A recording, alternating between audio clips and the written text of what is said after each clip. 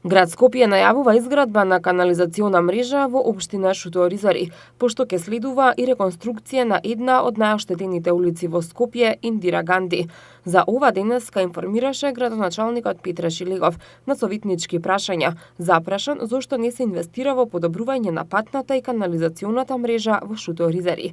Жителите на оваа скопска општина поради дупките на улиците сега мака-мачат и со јавниот транспорт, бидејќи како што велат советниците од опозицијата, возачите одбиваат да возат до последната автобуска станица на броевите 19 и 20. На ова, градоначалникот Петре Шилегов потврди дека е запознаен со проблемот и дека очекува негово решавање најдоцна откако ќе биде реконструирана улицата Индира Ганди. Што приватните превозници, не јавното сообраќајно претпријатие, одбиваат заради лошите услови на патот да автобусите ги движат онаму до каде што се предвидени.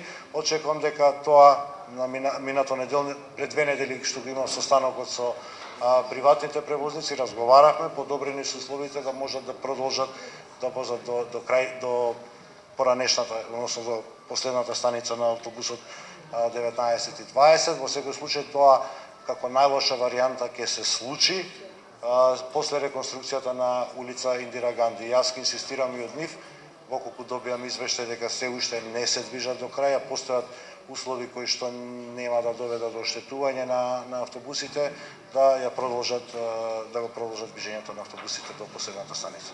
Овие жители на Скопје се жалат дека автобусите се нередовни и бараат почеста фреквенција на автобуски линии, како би можеле полесно да се поврзат со градското подрачје.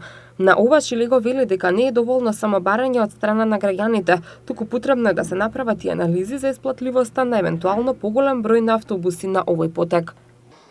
Не можете вие по барање на граѓани индивидуално да вршите зголемување, односно намалување на возниот ред. Возниот ред е нешто што доаѓа како посебна анализа и студија која што бара посериозен период за да ги утврдите потребите на граѓаните, односно нивното гравитирање и фреквентност, за да може да го утврдите вистински дневниот ред, вклучително и селата и Љубин, и Буковиќ и Шишево, кои што ги споменавте.